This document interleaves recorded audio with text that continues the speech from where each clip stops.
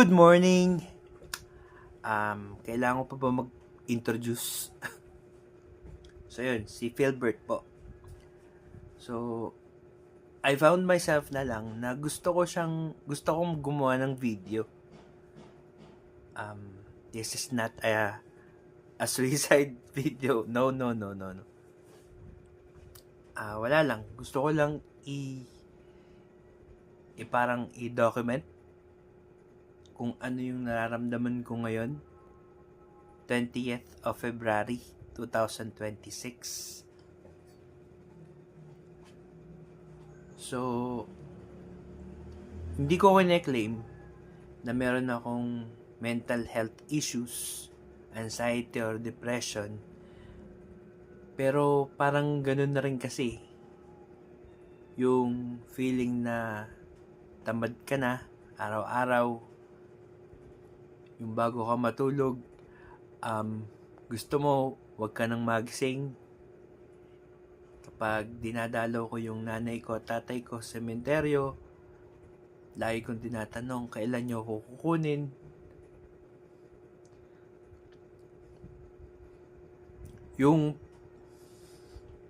Yung parang wala ka ng drive mabuhay. Pero dahil ginigising ka ni Lord, binibigyan ka pa niya ng isang araw, edi pagpatuloy na lang. But I'm thankful naman kay Lord for giving me or for always waking me up every day. Pero yun nga, no choice, parang no choice eh. Kailangan mong tapusin ulit yung buong araw. Tapos kinabukasan ulit. Ganun, cycle lang, cycle.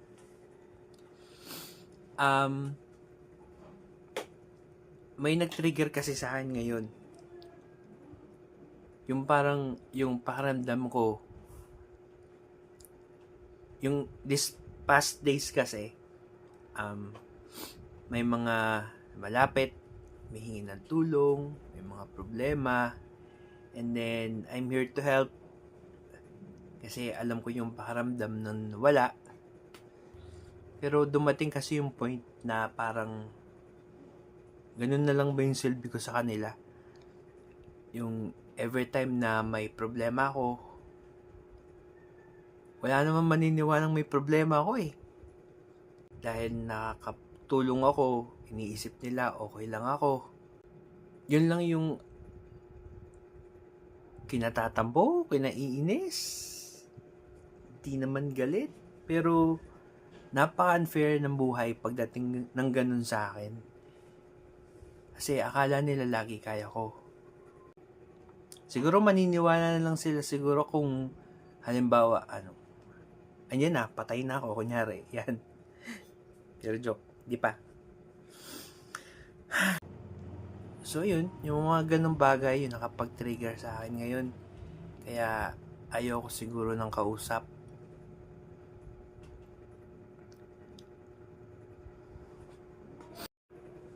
Tapos dumagdag pa yun dun sa araw-araw na pagka-miss ko sa nanay ko. Kasi siguro maraming nagtataka or may nag-question naman sa akin dati na bakit lagi ka nagpo-post ng ganito about sa nanay ko. Bakit hindi ka na lang mag-move on? Kasi nangyari na yung nangyari. Madali lang kasing sabihin yung mag-move on kasi salita lang naman yan eh. Mahirap kasi para sa akin yung kalimutan na lang lahat, yung pabayaan na at tanggapin na wala na talaga yung nanay ko. Siguro isipin bakit ako laging araw-araw nagpo-post about sa kanya. Bakit ako lagi na lang nagdadrama. Bakit araw-araw na sementeryo ako.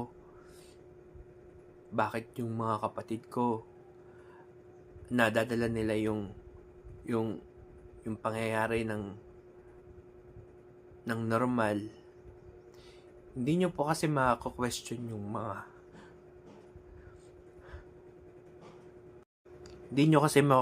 mga kapatid ko. Kasi may kanya-kanya kaming pain na dinadala. Hindi ko kayang sukatin yung sakit na nararamdaman nila ng bawat isa sa kanila kasi may kanya-kanya kaming relasyon sa nanay ko eh. Pero masasabi ko lang yung sa akin kasi siguro yung sakit, ilang tatlo, siguro yun yung sakit na nararamdaman ko ngayon eh. Yung pinagsama-sama.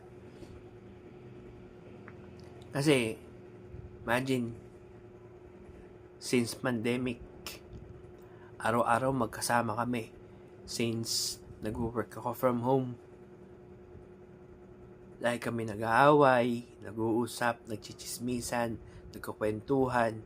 Pinagluluto niya ako, pinagluluto ko siya.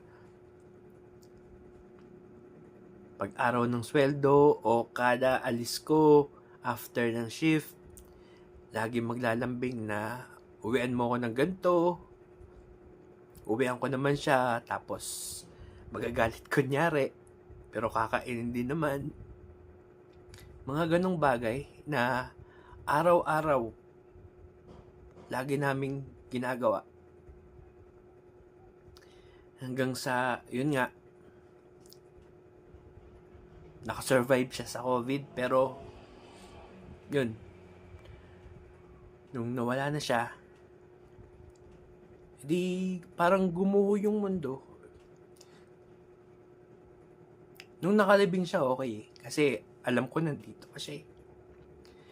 Pero yung araw na binurol na siya, nilibing na siya, dun ko naisip na kinabukasan pagising ko, wala na siya. Sa picture ko na lang siya makikita. Hindi ko na siya makakausap. Hindi ko na siya makikita ng personal. So, ganung mga bagay yung napakahirap tanggapin kahit magdadalawang taon na siyang wala. Kaya hanggat maaari, hanggat nandito, hanggat kayang dumalaw sa sementeryo, dadalaw ako para at least, diba, yung nakasanayan mo, nagagawa mo pa rin. Simula kasi nung araw na wala na siya dito, di kasi maalis sa isip ko na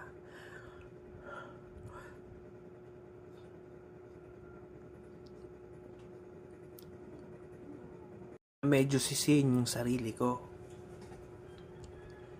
Kasi nung araw na yun, wala akong nagawa.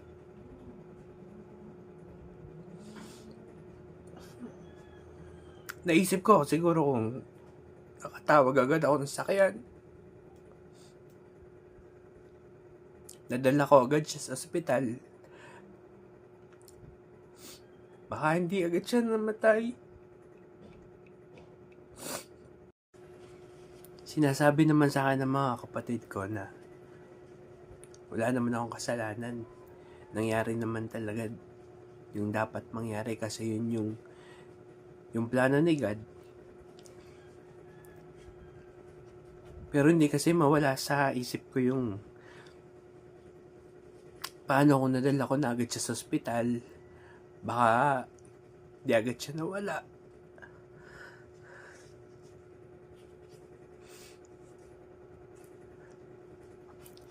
Tapos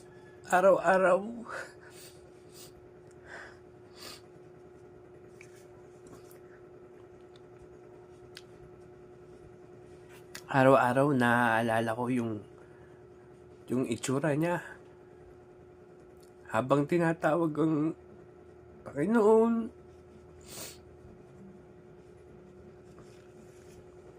Tinatawag ang tatay. Nagmamakaawang ayaw pa niya.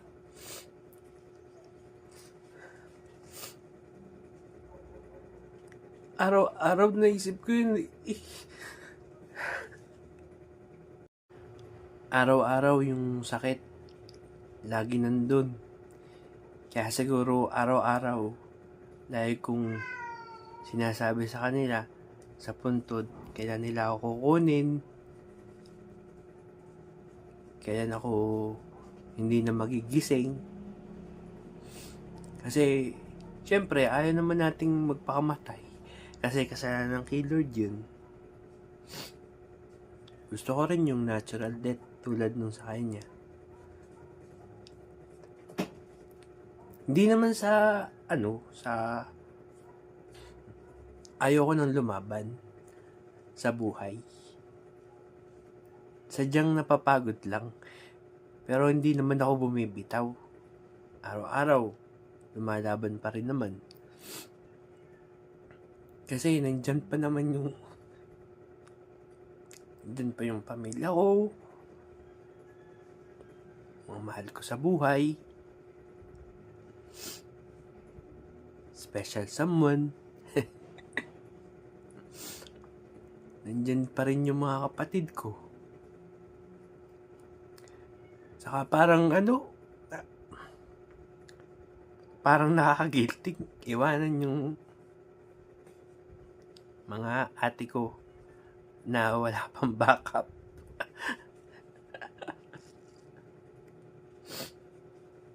Yun lang naman ang gusto ko yung sana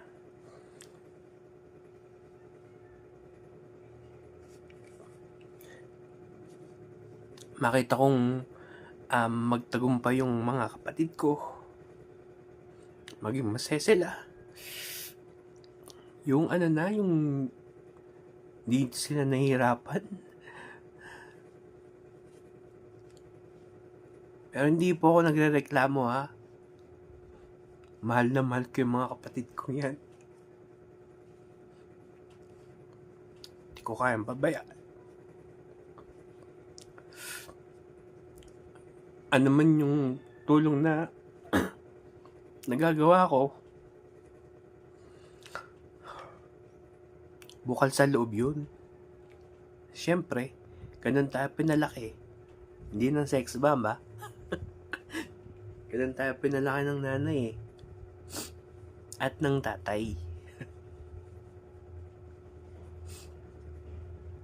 Kung ano man yung nagagawa ko, hindi ko kailanman isusumbat yun.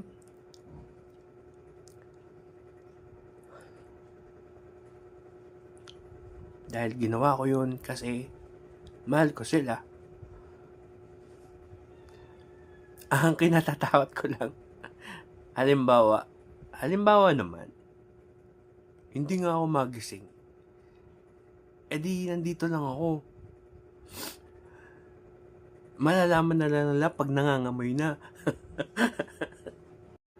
Kaya sana, kapag hindi ako nagre-reply ng isang araw, i-check nyo na.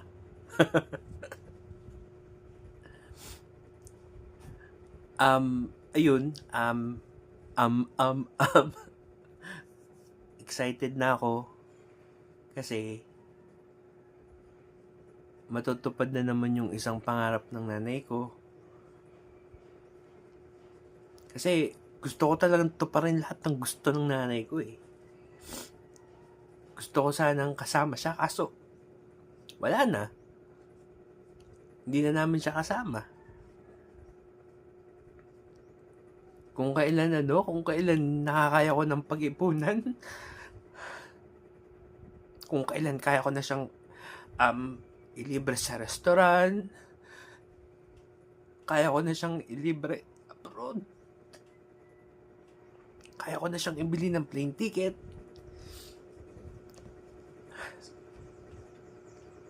saka siya nawala. Pero hindi ko na-question si God Kasi plano naman niya yun Kagustuhan niya yun at hindi natin pwedeng questionin yun. Lahat naman tayo, doon din pupunta. Una-una lang. At syempre, nilulook forward ko yun kasi alam ko, kapag nagpunta na ako doon,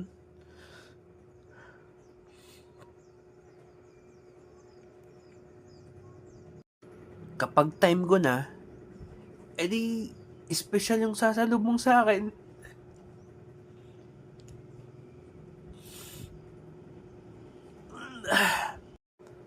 Sana lang pagsalubong niya sa akin, sabihin niya sa akin kung proud ba siya sa akin. Kung naging masaya ba siyang naging anak niya ako. So kung hindi man ako kunin ni Lord ngayon, bukas, isang araw, nilulook forward ko pa rin yung araw na yun. Kasi alam ko,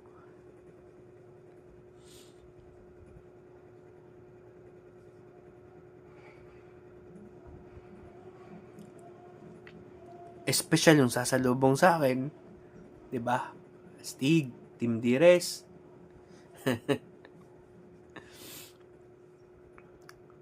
So yun lang. Today, I'm broke. Hindi ko kaya makipag-usap kahit kanino. Tinatamad ako. Pero pupunta ako sa sementeryo after nito. So, thank you for watching. Kung may manood man, kung may makapanood,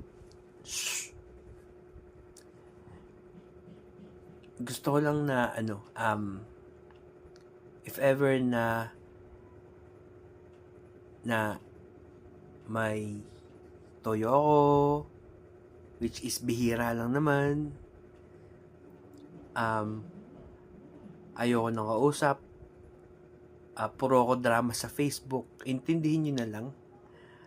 Pwede mga musta, ma-appreciate ko yun, pero wag kayong magbibigay ng suggestions na ganito gawin, dahil hindi naman yan makakatulong sa akin. Hayaan nyo lang, magiging okay din ako. Thank you, bye. Iyakin.